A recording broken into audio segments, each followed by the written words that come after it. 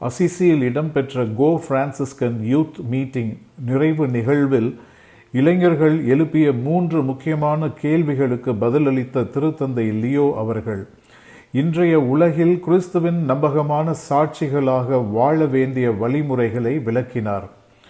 புனித பிரான்சிஸின் எளிமை, சகோதரத்துவம் மற்றும் அனைவரிடமும் நெருக்கமாக இருப்பது போன்ற பண்புகளை இளைஞர்கள் தங்கள் வாழ்வில் வெளிப்படுத்த வேண்டும் என்றும், மதம் பிரிவினைக்கு அல்ல, சமாதானம் மற்றும் நல்லிணக்கத்தை உருவாக்குவதற்கான கருவியாக இருக்க வேண்டும் என்று அவர் வலியுறுத்தினார்.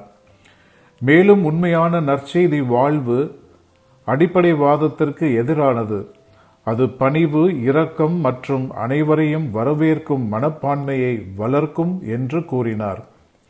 திரு அவையின் சவால்களை பற்றிய கேள்விக்கு பதிலளித்த திருத்தந்தை, புனித பிரான்சிஸை போல குறை கூறாமல் அன்புடன் திரு அவையை புதுப்பிக்கும் பணியில் ஒவ்வொருவரும் பங்கெடுக்க வேண்டும் என்றார். திரு அவை காயங்களை கொண்டிருந்தாலும் அது அனைவரையும் அரவணைக்கும் தாயாகவே இருக்கிறது என்றும், இறை வார்த்தை, அருள் அடையாளங்கள் மற்றும் சகோதர அன்பின் வழியாக கிறிஸ்து தொடர்ந்து திரு அவையை புதுப்பித்து வருகிறார் என்றும் அவர் எடுத்துரைத்தார்.